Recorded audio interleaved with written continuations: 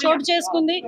ఒక అమ్మాయిని మైనర్ బాలికని 9వ తరగతి చదువుతున్న ఒక మైనర్ బాలికని అతి కిరాతకంగా హత్య చేయడం అనేది మనందరం కూడా చూస్తున్నాము. అక్కడ ఆల్రెడీ టీమ్స్ కూడా దాని మీద వేస్తున్నాము. ఎస్పీ గారితో నేను ఇన్ఫర్మేషన్ తెలిసిన వెంటనే ఎస్పీ గారితో నేను మాట్లాడి పొజిషన్ ఏంటని కూడా కనుక్కోవడం జరిగింది.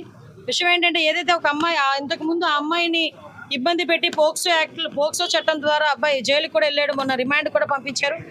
మొన్న రీసెంట్ గా ఒక 15 రోజుల క్రితం అతను జైలు నుంచి బెయిల్ మీద బయటకు వచ్చాడు. వచ్చిన తర్వాత ఆ అమ్మాయిని హత్య చేయడం జరిగింది. దానికి సంబంధించి ఇంచుమించుగా 18 పేజీల వాంగ్మూలం కూడా ఇంచుమించు వాంగ్మూలం ఒక లెటర్ కూడా పెట్టున్నాడు అక్కడ. అతనైతే ఇప్పుడు మనకి పరారులో ఉన్నాడు. ఎట్టి పరిస్థితుల్లోని కూడా పోలీస్ డిపార్ట్మెంట్ అంతా కూడా సుమారుగా 8-9 బృందాలు కూడా ఏర్పాటు చేయడం జరిగింది. అన్ని బృందాలు కూడా ఈ రోజు అతనికి పట్టుకోవడానికి ప్రయత్నం కాదు, ఎట్టి పరిస్థితులు పట్టుకొని తీరుతాయి.